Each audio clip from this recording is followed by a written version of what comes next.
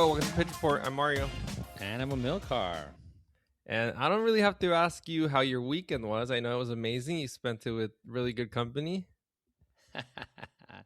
Yeah, we spent at least Friday and Saturday together. So that was fun. Yeah, we had a good time. More to come, but I think one of the highlights was going to a Chelsea supporters bar in Culver City, which I had never been to, like a official supporters bar for a game of that set supporters group, and it was pretty fun. It was like even livelier than I anticipated. Yeah, I've never been to something like that. I have been to like a kind of soccer specific bars and like EPL bars and stuff. Yeah, which are kind of crazy. But yeah, seeing it at a specific supporter groups and everyone's just, wearing the same thing, chanting, like it was very lively. And I think we talked about it. We're like, it's like makes you so excited to go to like our specific teams, like their supporters bars in LA and San Diego, respectively. Yeah, and like even for the World Cup, I'm bummed that so far I haven't secured tickets, and I thought I'd be able to go to multiple games. But right now, the way that prices are going, I was like, oh, that kind of sucks. That won't happen. But these bars look like pretty fun to watch the games. So shout out to CILA 1905. That's at, by the way, and the at LA Chelsea Blues. They were great hosts, and we had a really good time. At first, I was a little nervous because I was wearing an Henry jersey with France, not Arsenal. And they were like, oh, yeah, you should probably change out of that. Yeah, the big issue was me. I was wearing the Spain jersey, right? The red jersey, and they were like, pretty concerned, about that. But then they're like, oh, yeah, the blue jersey, you're fine. You'll be good. And I'm like, it's Henry. And they're like, oh, no, you got to change. It's like, all right, fair enough. Yeah, it was funny once we were in, because at that point I changed into like a Mexico World Cup t-shirt. And with the milk cart, he was wearing like a very visibly Spanish red jersey, and you would see people like scanning the room and then like do a double take when they would like pass you, and then they'd see like, oh, okay, it's not Arsenal. Yeah, they're like Mad Dog me, and then I'd point like, look at the badge, and like, oh, okay, all right, cool, we're good. All right, but it definitely stood out. It was like a sea of blue, and then it was just me sticking out in red. So, wouldn't recommend wearing the opposing team's like colors, even like regardless of the jersey. Just don't wear the colors at all, because you'll stick out and people will just berate you a little bit, especially once the drinks are flowing, because I think that's what was starting to happen. Yeah, in opposing team period, you just probably wouldn't get in, but again, it was a great environment. I highly recommend it. Just take that advice, but other than that, it's really fun, so we really recommend checking it out. And if you're near Joxer Daly's or Daly's, they are worth the visit, so go check them out. Yeah, and the end of your night also is kind of World Cup related, right? The concert you went to? Oh yeah, okay, yeah. There's an artist I've liked for probably a good 7-8 years now. Her name's Amber Mark, and I went to her concert that same day, and she was just featured in the Coca-Cola World Cup song along with J Balvin, and I want to say a third or fourth artist, but those were the ones that I remembered. Yeah, it's worth a listen. It's pretty cool. Is that like the official song, or is that just the Coca-Cola song? Because I remember, is it like the Waka Waka, like that kind of where they're going to be playing it every time? I think it's like the Coca-Cola one, because I heard there's one with like Jelly Roll that might be like an official one. So I'm not really sure. Okay, so it's also with Travis Barker, and I'm gonna have to click on the link to see who the other person is. And Steve Vai. So it's a Coca-Cola anthem for FIFA World Cup 26. It's got a cool animated video. We'll link it out on the show description if you want to check it out. Cool. Yeah, I got to see it, man. And then, the concert was good. Yeah, it was really fun. The venue, it's called the Fonda, and it was like just a smaller venue, so it felt pretty intimate. You could actually like see the artist without like squinting, and you didn't have to like look at it like on the Jumbotron. I didn't even have a Jumbotron. So it was really cool. Would definitely recommend it. Awesome. And that sounds like a really exciting time. Something that wasn't exciting for you over the weekend is do you even know what I'm going to say? No, but I like the transition. I like where it's going. Is your March Madness bracket, man. You couldn't have done worse if you tried. Dude, I literally could not have done worse if I tried. I should have tried to do worse. For those of you guys that don't know, we do a yearly March Madness bracket with our friend Rachel that puts it on, and I think there's like 13 of us probably this year, somewhere around there. And Mario is dead last, and I think you essentially like have started. You started dead last, and you're just still at the bottom. Yeah, usually like I'll go a week or two where I guess like a week where I'm still okay, and then I tank. But I've progressively gotten like surprisingly really bad at these bracket type games. Even I did one for work where I did it a little bit different. I was like, it was the same core of the one I'm in the group with you, but for work I did it a little different just to kind of like hedge my bets. And even that, I'm like 26 out of 32, and I think the last 4 people didn't actually fill the bracket out. So I'm like 26 out of like 28. Oh my god, Mario! So don't get on the betting apps is what I would say. First, and yeah, that's rough. Yeah. I'm rocking a 31 percentile on the national average for the bracket that I will say your potential points are higher than me, and I'm like in 6th or 7th place, I think. So you still have the potential if everything goes right to get more points, but we'll see.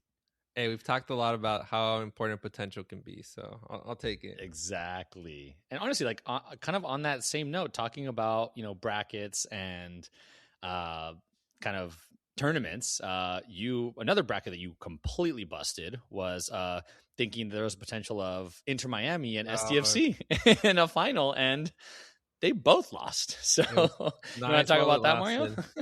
Yeah. So I think I said here on the podcast that I was pretty confident that we would win at Toluca. I was very wrong about that one, and I thought there was a chance that we'd get to play Miami.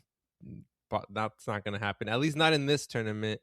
We ended up losing at Toluca 4-0. We never really got quite into it other than maybe like the first minute.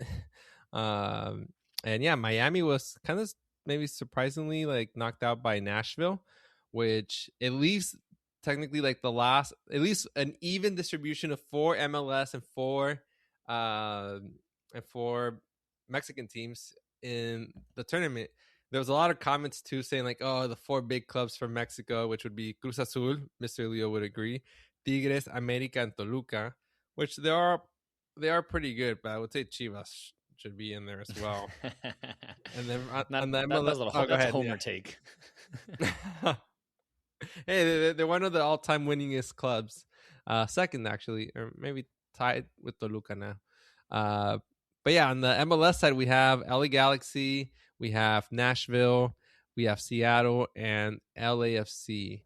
So pretty good teams as well.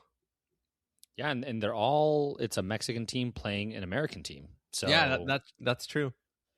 Yeah, that Cruz Azul LAFC match is gonna be really good because I think LAFC, out of the 4 that are left, is probably the top team, at least from what we've seen this year.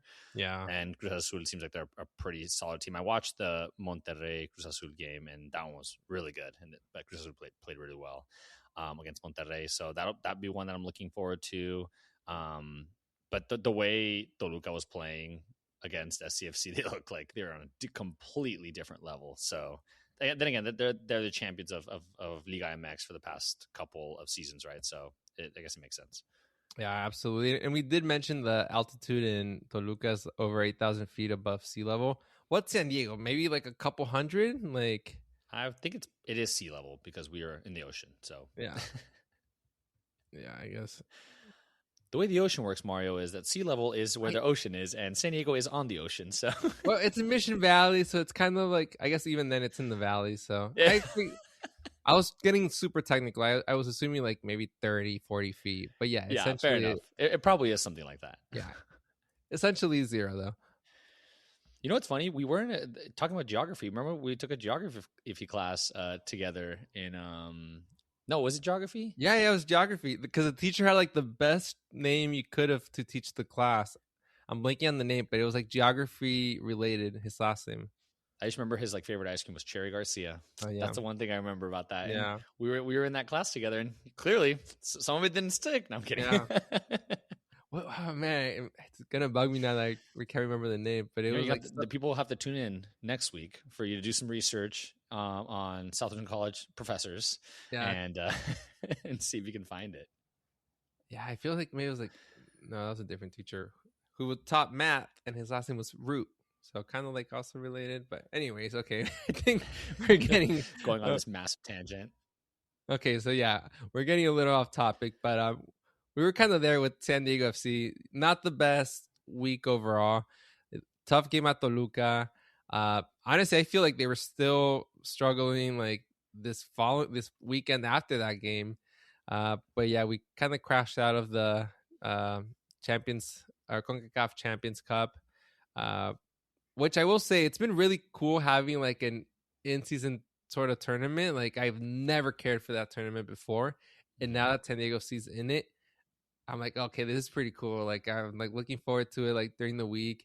And what's uniquely nice is that it's during a time zone where we're not working. We can actually watch it at home for the most part, unlike the Champions League. Not that we watch it at work, of course. Wink, wink. Yeah, definitely don't do that. Yeah. But no, it's definitely been nice. But unfortunately, it is what it is. What are you gonna do? I think we can chalk it up to it's like this is like the number one ranked team in the tournament, probably outside of Inter Miami. They're probably the number one ranked team. So it makes sense that they're playing against us because we were essentially one of the lower ranked teams coming in for the first time. So honestly, it's a good measuring stick. Obviously, it shows we have potential because we saw that the 3-2 home leg. So there's potential to play with them, but I think we definitely missed Dua for sure as a defender. And I think, like you said, the altitude along with just the final third and the definition. I think Toluca had that definition. The frustrating thing about that match is I think we started that match kind of how we played against Pumas, where we're just kind of holding back, but Toluca was just coming and coming. And for the first 20, 30 minutes, you're like, all right, it's just a matter of time before they score because you can't really hold this back, you know? And I think as a fan, it's probably the most frustrating football to watch just because there's no attacking, no counters or anything. And then once the first goal happened, it kind of blew everything open because then SDFC was essentially knocked out because of the away goals, which is unique that they still do away goals, but you know, the European Champions League doesn't do away goals anymore. So they were out and they had to kind of go push and play for the game. And once that happened, they kind of opened up the back a little bit. And then it was over pretty quickly after that. So yeah, it's a bummer, but I think, like you said, I think the match over the weekend, the late last second tie, kind of showed that they're just pretty exhausted. So maybe it is a benefit. Now they can kind of focus on the league and not have to play those like 2-0 Wednesday nights and then also again on Saturday or Sunday. They only had a couple of days off. I think they played Thursday. Did they play Thursday this week? They played Wednesday and Wednesday. Then yeah, and then Sunday during the day. So really, really hot at the game. But it was a good game until the end, which was a bummer. It was like an 86-minute equalizer. But your boy Diego Luna, man, he didn't even start. What's going on with him? He was coming back from injury, actually. Oh, really? Yeah, he was filming the latest Star Wars movie too. I'm just kidding. No, but he was he's wrapping up from injury. But when he did come on, it's essentially like he created a lot of opportunities, and then eventually Real Salt Lake did get the tie. And he's trying to get a call up for the World Cup. He was one of the like players modeling the jersey, so I think he's got a good chance. He's definitely really fun to watch. But yeah, it was a bummer that we ended up tying. But by the end of the game, the tie even felt like, okay, I'll take this, because it looked like if the game went on a little bit longer, San Diego City could have probably lost. And yeah, I think it's silly maybe to say this about like professional athletes, but I think they were still tired from the Toluca game. I think it took a lot out of them. And obviously they ended the game with 10 players, but like the last 15 or so minutes, it just didn't really seem like they had like the same like intensity or honestly even ability to run as they did at the beginning of the game. Yeah, I think it's also something that they build on, right? Because I think they haven't really played this midweek weekend series essentially. Then they've done this for back-to-back weeks now. So last year all they were doing was playing on the weekends. Essentially that was it, right? So they had that week off and they were ready for that every time. Now it's like, all right, cool, we adapt, we learn, and then we move on, right? At the end of the day, it's still the second year of this team. They're still playing really well. I still love that they still play the same kind of football that we've known them to play, which is like the attacking style, just trying to put possession based, really pressing hard. So they still did that, but like you said, towards the end, like they were definitely keeping more possession, and I don't think we play as well when the other team has the possession, which is what happened with Pumas and happened with Toluca, same thing.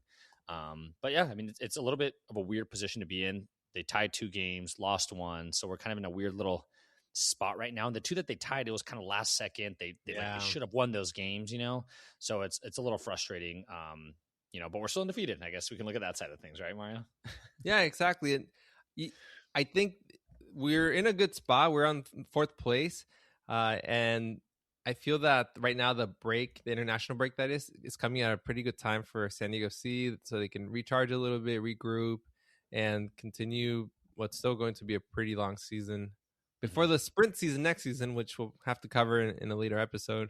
But ultimately, we're in a good spot. 11 points out of our first 5 games. So yeah, overall, I think pretty good.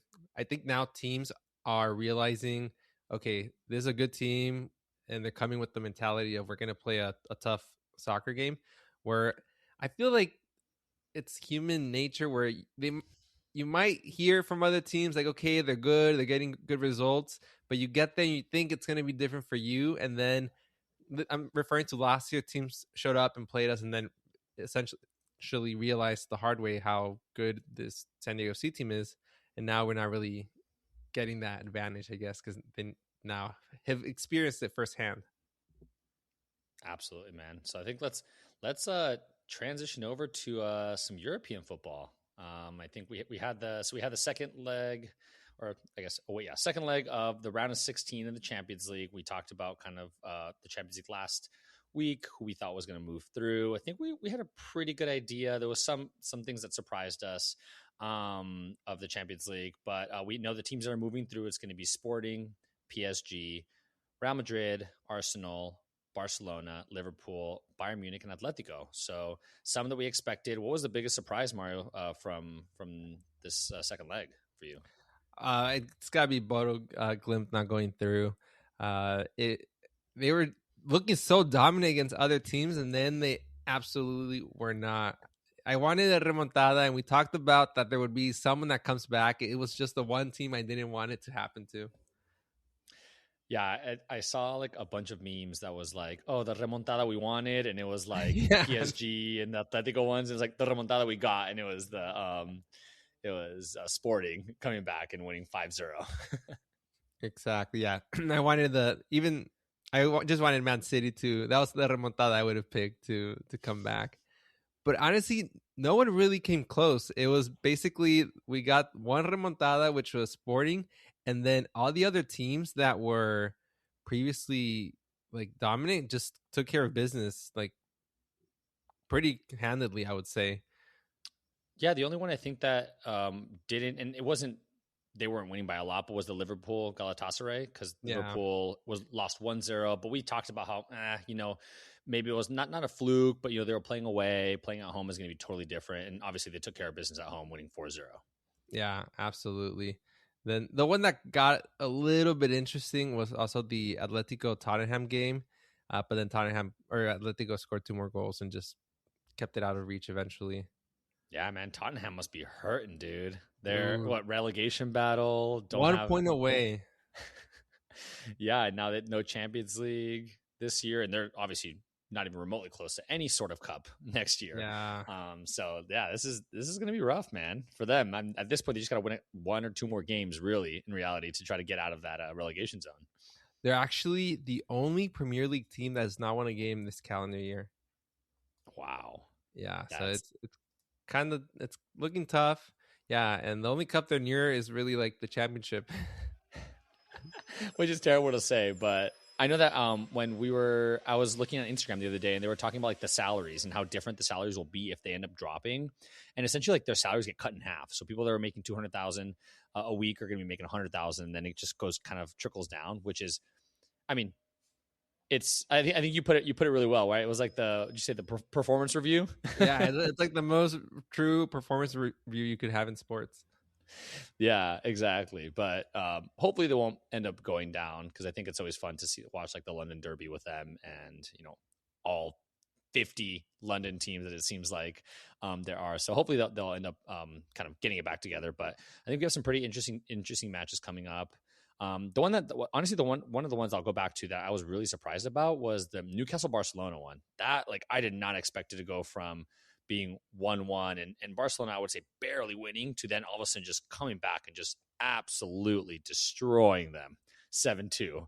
And the first half was kind of interesting, and then Barcelona just went on a rampage, and it was over. Yeah, I feel like that was one where Hansi Flick was like, "All right, what's up, guys? Do you guys want to like play in this or not? Like, come on." And then they're like, "Okay," they just handle their business basically.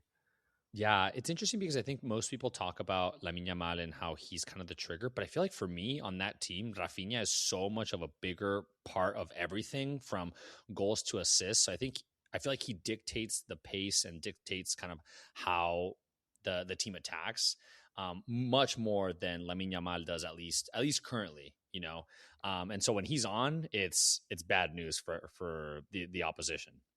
Rafinha also seems like very agile. Like he can move the ball really quickly. I think he's got more like tools in his belt per se on like how to score goals. Lamine Jamal's great too, but I think he's got more like a very specific, like can shoot from outside the box and score really nice goals, especially from the right side. But I think Rafinha can create a little bit more, has like a little bit more flexibility in a way. Yeah, so this actually takes me to this interesting. I was gonna say this interesting article. Let's be honest, it was on Instagram.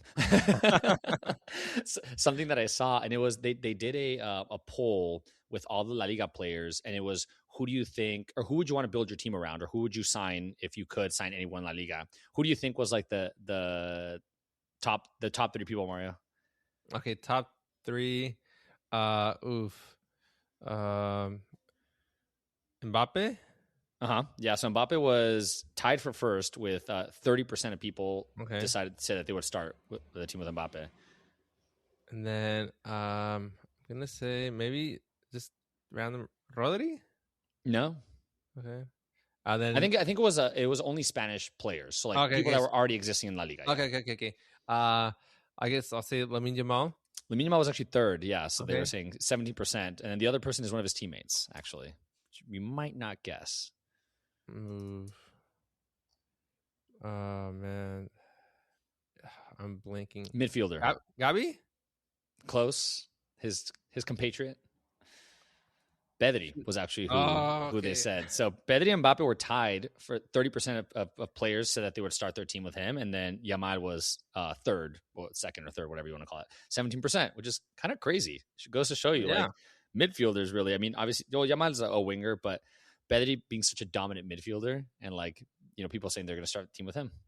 Wow, pretty interesting. And I feel like he's very like under the radar, or maybe underappreciated, even for Barcelona. Like, he came on, played so well, and then he had like this, he was like ravaged by injuries for a couple of seasons, and now he's kind of starting to come back. And anytime I see any sort of like starting 11 or best like midfielders, Pedri's always like up there, but I feel like I don't hear about him.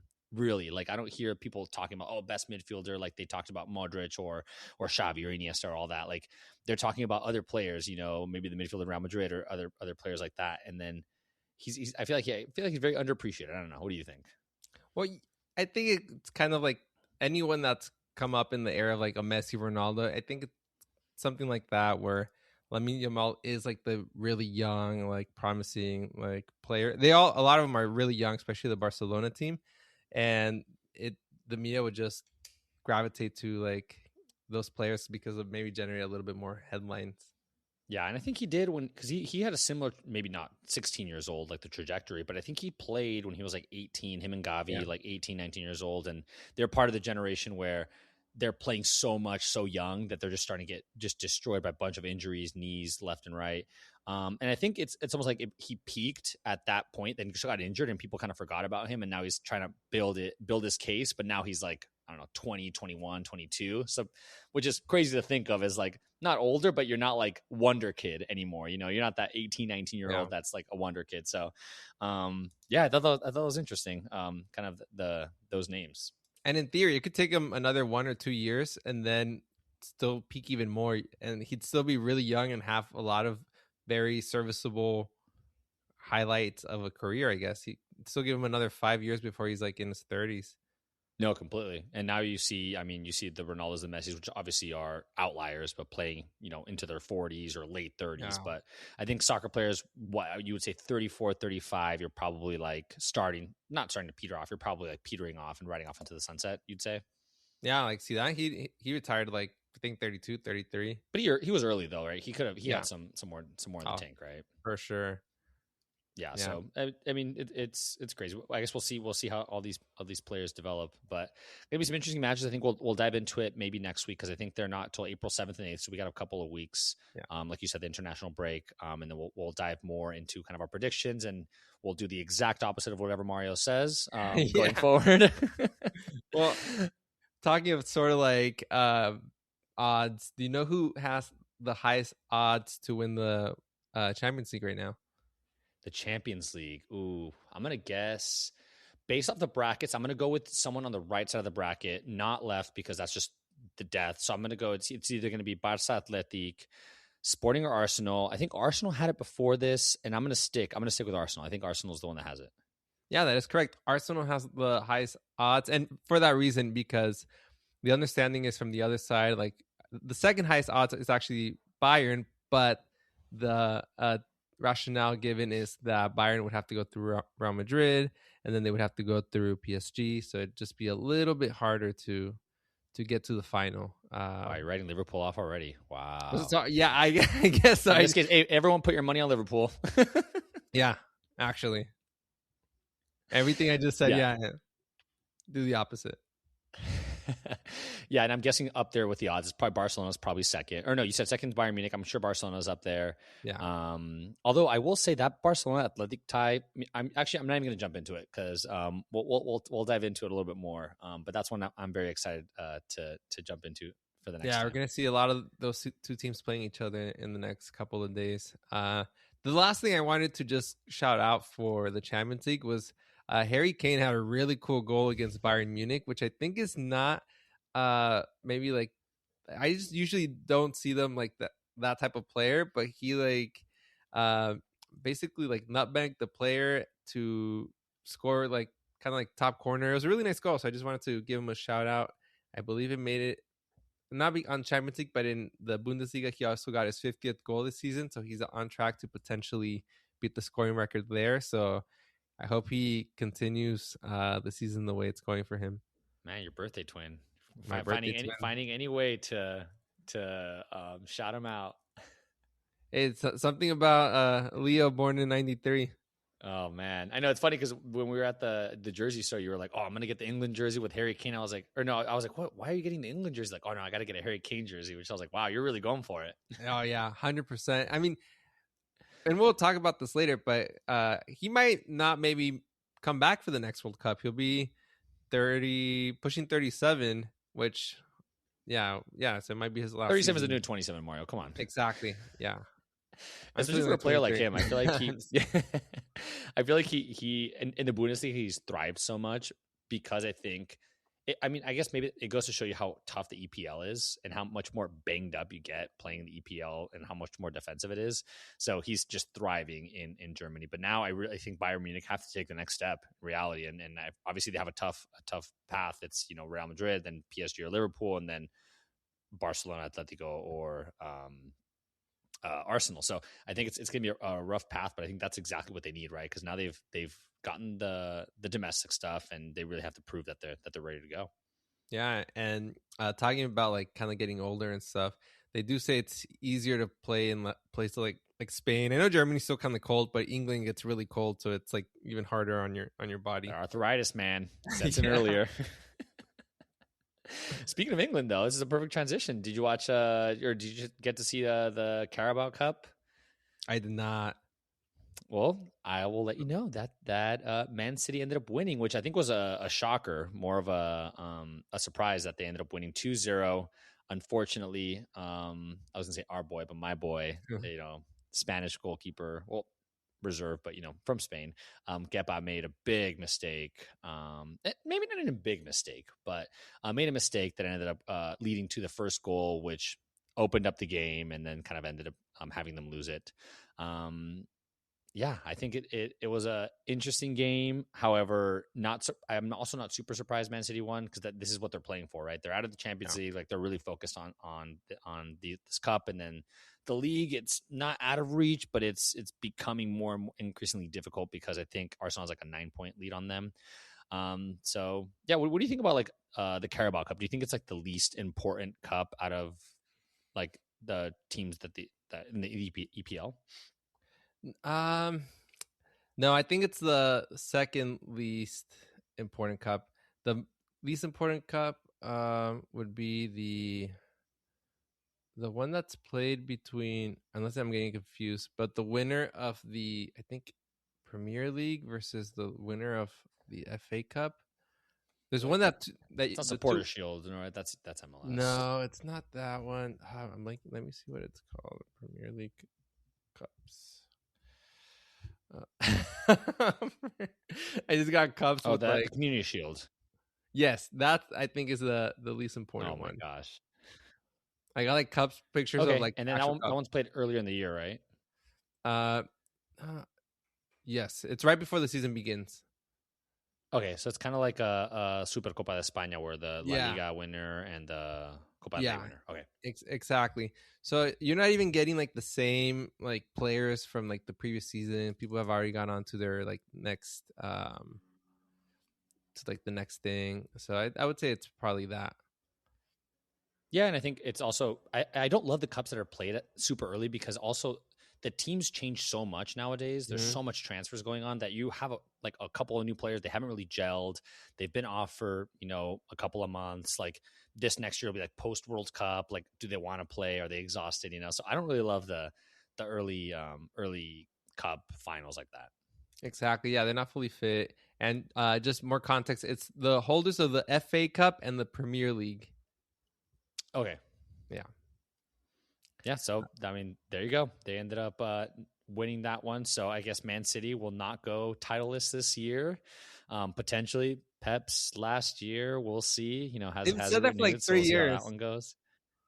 Yeah, I mean that's fair. Yeah, but I mean it just seems like now it's kind of his time there is winding down only because they're not as dominant as they were before, Yeah. and maybe that's just me thinking that like he's gonna move on to like a new challenge now that he's has. I mean he's won everything and he Yeah. doesn't have to prove anything to anybody, but it just seems like he's not as dominant as he was for a while. His like reign is coming to be over, and now he's probably like, all right, let's move on. But I mean, I don't know if I was talking to you about it, but I was like, what do you move on to from? Like Yeah. you've dominated the La Liga, you've dominated the German league, you've dominated EPL. Like, what are you going to go to, like PSG? Like, do you go national team? Like, If it's available, yeah, I don't think that'll be available unless Spain like really has a bad World Cup.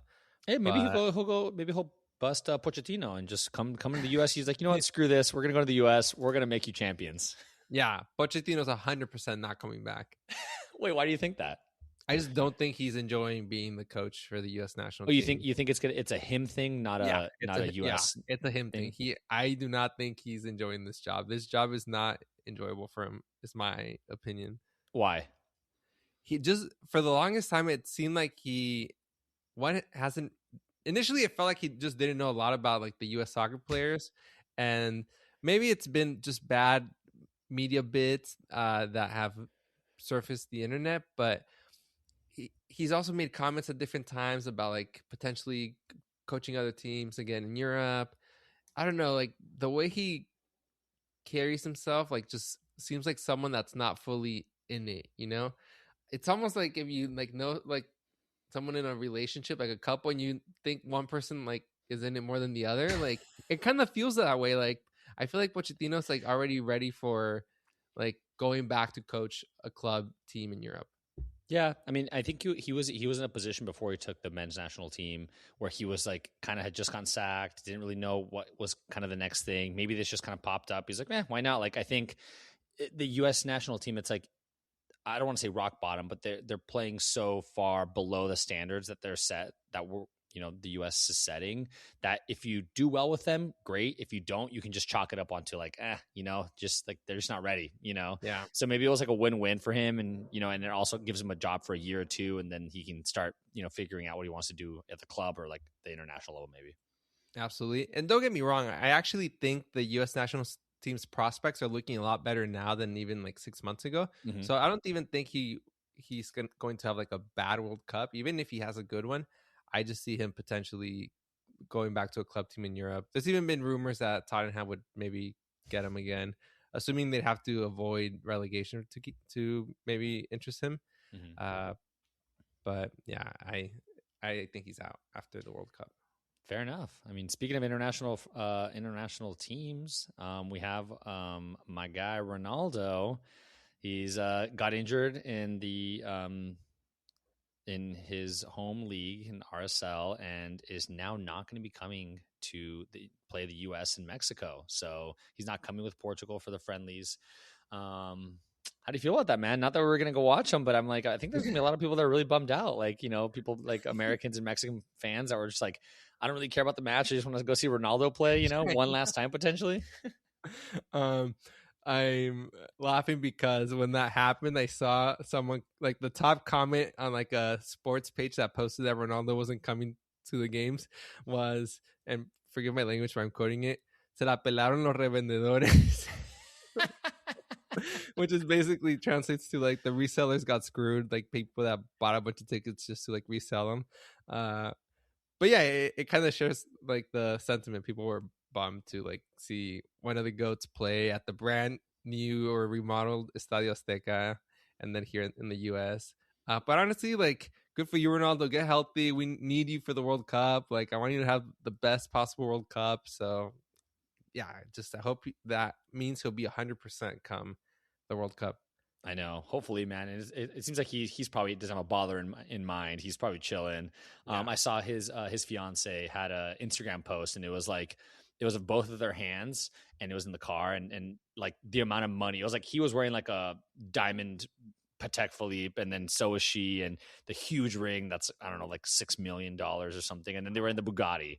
So like I saw this Instagram post that like basically showed like the Bugatti's worth $10 million, and each one of those watches worth $1 million, and then the ring was worth $5 million. Like the amount of money this guy has, and he just like, and they're like I think they were in Riyadh still, so it's just like the amount of money that this dude's got. He's just like, I'm cool. I don't have to travel all the way to the US, like that 16, 17, 18-hour flight. Like, I'm chilling. I got this. Yeah, just rest those legs. Be ready for the World Cup. That's when we need you. Exactly. Yeah. We got to make it. I mean, you say we, but you like we as like fans, like we want you to come and play to make it as exciting, right? Yeah. Yeah. Speaking of another international that we might have some good news, maybe we'll be able to get to watch him a little bit more, is Antoine Griezmann. Our guy is linked with a transfer to Orlando City after oh my god, right? Were you doing the is it Fortnite dance? I don't. Yeah, he'd also do like that one, but he had like this. Yeah, there's been different ones. Yeah, he's a funny guy. He's potentially, it seems like, I'm not official, but he's going to be coming potentially to Orlando City, which is exciting to see some bigger names, man. I'm bummed out because that was one of the names that I thought was not tied, I think loosely speculated to SDFC when the whole Chucky thing was happening. Yeah. And even before then, I feel like when the team had started. So it's a bummer because I think he's such a fun player to watch, and also massively underrated. But honestly, having him in the MLS, Orlando, very, very close to Messi. So, might brew up a rivalry there. But just having another player on another team, we know James just came. It seems like every team is having like at least that one signature player, European player that it's just like it's going to bring the league up, man. I'm excited about that. Yeah, I agree. I think 5 years from now, it's going to be like, even from now, it's going to be significantly more competitive. And I think these European players that are coming from those leagues will be even younger. But yeah, Griezmann's one that I wouldn't even say he's like washed up. He still played pretty good at Atletico de Madrid, despite getting a little bit up there on his age. He's a really fun player. I think he's someone that has really good like energy. I think fans usually tend to like him. He's like seems like a nice person too. Yeah, completely. So I'm excited to see him, and hopefully we keep having those players come in. Like you said, he's not the I'm retiring, the retirement age that we talk about sometimes coming to the MLS. It's like they're coming younger and younger, and and still big names. So players waiting for a free transfer. I think that's what the MLS is the big thing. They're not going to pay big fees for Yeah. most players, but if you have someone on a free transfer that wants to try to like market themselves, I think in the US, that's where the big money comes. So very excited about that. We'll see if that ends up happening. But yeah, man, I think that's all we got for today. We're excited. I think we got a couple of episodes coming up. We got a jersey breakdown. We're gonna go back to our roots, Mario. The 2 mics, 1 World Cup. The World Cup starting, so we're gonna be doing a lot of group breakdowns, jerseys, teams. So tune in. Make sure you follow us. And yeah, I mean that's kind of all we got. That does it for our episode. Well, like we say, thanks for joining us. We really appreciate you part of your day, talking soccer and hanging out. Remember, find us on Instagram and X @_Pitch Report, and now on video on YouTube @Pitch Report Pod. And I'm Amilcar. I'm Mario. Thank you so much. That's all we got. Thank you. Bye.